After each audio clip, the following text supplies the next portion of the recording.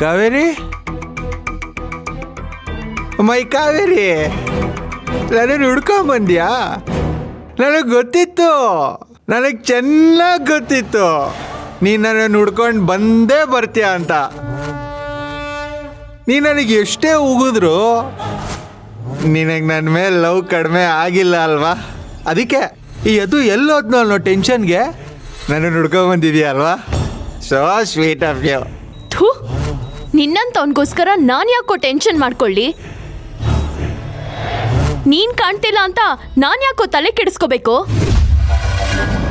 ಸುಳ್ಳು ಹೇಳ್ಬೇಡ ಕಾವೇರಿ. ನಿನಗೆ ನನ್ನ ಮೇಲೆ ಲವ್ ಇರೋದಕ್ಕೆ ತಾನೆ ನೀನು ಇಲ್ಲಿಗೆ ಬಂದಿರೋದು.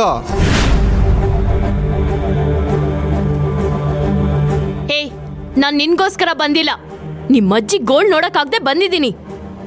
ಸುಳ್ಳು ಹೇಳ್ಬೇಡ ಚೀನಾ. ಏಯ್ ಇಡಿಯಟ್! ಥೂ, ನೋಡು, ಬಾಯ್ಗೆ ಬಂದಂಗೆ ಮಾತಾಡಿದ್ರೆ ನಾಲ್ಗೆನ ಸೀಳ್ ಹಾಕ್ಬಿಡ್ತೀನಿ. ಯಾಕೆ ಕಾವೇರಿ ಸುಮ್ಮನೆ ಆಗ್ಬಿಟ್ಟೆ? ಹೊಡಿ, ಎಷ್ಟು ಬೇಕಾದರೂ ಹೊಡಿ. ನಿನ್ನಂತವನ್ನ ಮುಟ್ಟಕ್ಕೂ ನನಗೆ ಅಸಹ್ಯ ಆಗುತ್ತೆ. ನಮ್ದವ್ರು ಎಲ್ಲಾರ್ಗೂ ಮೋಸ ಮಾಡಿದ್ಯಾ? ಅಟ್ಲೀಸ್ಟ್ ನಿಮ್ಮ ಅಜ್ಜಿಗೆ ಮೊಮ್ಮಗನಾಗಿ ಆದ್ರೂ ಸ್ವಲ್ಪ ನೆಟ್ಟಿಗಿರು. ವಯಸ್ಸಾದವರು ನಿನ್ಗೋಸ್ಕರ ಬೀದಿ ಬೀದಿ ಮನೆ ಮನೆ ಅಲಿಬೇಕಾ? ಮರ್ಯಾದೆಯಿಂದ ಮೊದಲು ಮನೆಗೆ ಹೋಗು, ನಿಮ್ಮ ಅಜ್ಜಿ ಕಾಯ್ತಿದ್ದಾರೆ.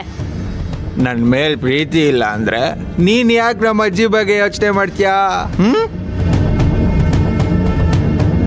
ಅದು ಸರಿ, ನಾನು ನಮ್ಮ ಅಜ್ಜಿ ಏನಾದರೂ ಮಾಡ್ಕೋತೀವಿ, ನಿನಗೇನು? ಅದನ್ನ ಹೋಗಿ ನಿಮ್ಮ ಅಜ್ಜಿಗೆ ಹೇಳು, ಮನೆ ಹತ್ರ ಹುಡ್ಕೊಂಡು ಬರಬೇಡ ಅಂತ. ಇವಾಗ ಬಾಯಿ ಮುಚ್ಕೊಂಡು ಮನೆಗೆ ನಡಿ. ನಾನು ಬರಲ್ಲ. ಮಾನ ಮರ್ಯಾದೆನೇ ಕಳ್ಕೊಂಡಿರೋನ್ಗೆ ಮನೆ ಯಾಕೆ ಬೇಕು? ಕಾವೇರಿ, ನೀನು ಯಾವಾಗ ನನ್ನನ್ನು ಎಲ್ಲರೂ ಮುಂದೆ ಅವಮಾನ ಮಾಡಿ ಕೆಲಸದಿಂದ ತೆಗೆದಿಯೋ ಆಗಲೇ ನನ್ನ ಜೀವದ ಮೇಲೆ ಆಸೆನೇ ಹೊರಟೋಯ್ತು. ನೀನು ವಾಪಸ್ ನನಗೆ ಕೆಲ್ಸಕ್ಕೆ ಸೇರಿಸ್ಕೊಂಡ್ರೆ ಸರಿ, ಇಲ್ಲ ಅಂದ್ರೆ ನಾನು ಕುಡ್ದು ಇಲ್ಲೇ ಇದ್ಬಿಡ್ತೀನಿ, ಇಲ್ಲೇ ಸಾಯ್ತೀನಿ ಹೊರ್ತು ಮನೆಗೆ ಹೋಗೋ ಮಗನೇ ಅಲ್ಲ. ಹಠ ಮಾಡಬೇಡ. ಇವಾಗ ನಾನು ನಿರ್ಧಾರ ತಗೊಳ್ಳೋ ಪರಿಸ್ಥಿತಿನಲ್ಲಿಲ್ಲ. ನಾನು ಏನೇ ಹೇಳಿದ್ರು ನಿನಗೆ ಮಾತ್ರ ಅರ್ಥ ಆಗಲ್ಲ. ಸುಮ್ಮನೆ ಮನೆಗೆ ಹೋಗು ಅಂತ ಹೇಳ್ತಿದ್ದೀನಲ್ಲ, ಹೋಗು. ಹಠ ಮಾಡ್ತಿರೋದು ನಾನಲ್ಲ, ನೀನು ಏನೇ ಮಾಡಿದ್ರು ನಾನಂತೂ ಬರಲ್ಲ. ಕಾವೇರಿ ಏಕೆ ಬೈಯುವೆ? ನನ್ನಲ್ಲಿ ಪ್ರೀತಿ ಇಲ್ಲವೇ? ಬಳಿ ಬಂದರೆ ಮಾತಾಡದೆ ಹೀಗೆ ಯಾಕೆ ನಿಂತಿರುವೆ? ಕಾವೇರಿ ಯಾಕೆ ನಿಂತಿರುವೆ? ಏ ಇಡಿಯಟ್, ಎದ್ದೇಳು, ಹೊರಡೋ ಮನೆಗೆ.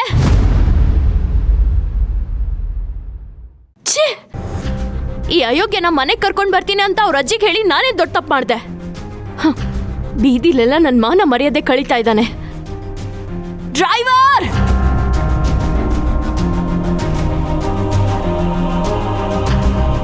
Yes ma'am.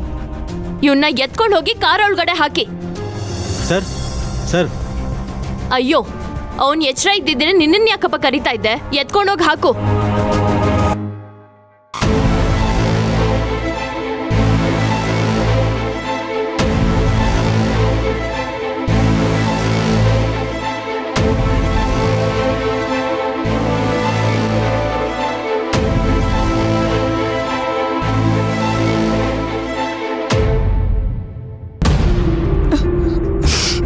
ಇದ್ದಿದ್ದ ಮೊಮ್ಮಗ ಎಲ್ಲೋಗಿದ್ದಾನೋ ಏನ್ ಮಾಡ್ತಿದ್ದಾನೋ ಒಂದು ಗೊತ್ತಾಗ್ತಿಲ್ಲ.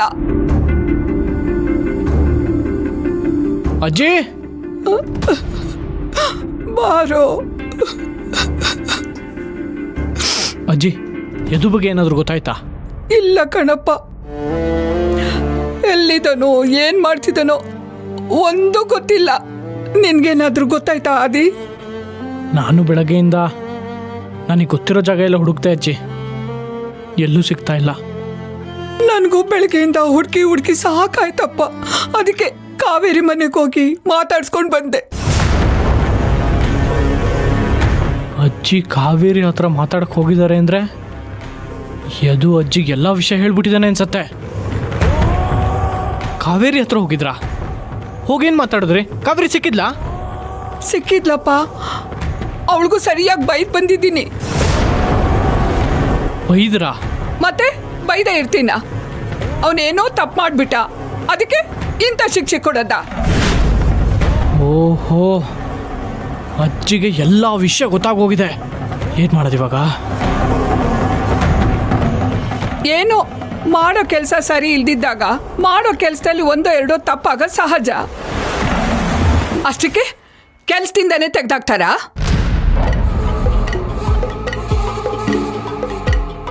ಕೆಲಸ ಇಲ್ಲ ಅಂತಾನೆ ಅವನು ಮನಸ್ಸು ಕೆಡಿಸ್ಕೊಂಡು ಎಲ್ಲವೂ ಹೊರಟೋಗಿದ್ದಾನೆ.